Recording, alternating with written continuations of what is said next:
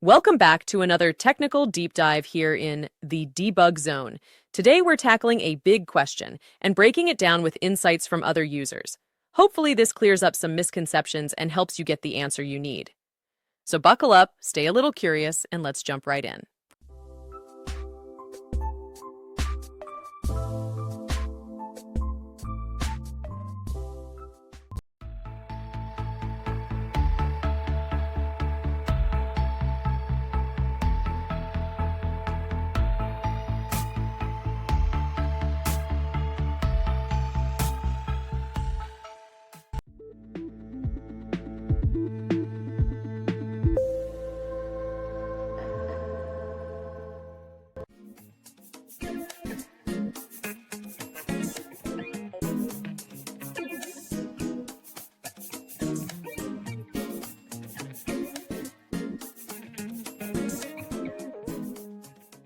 And that's a wrap.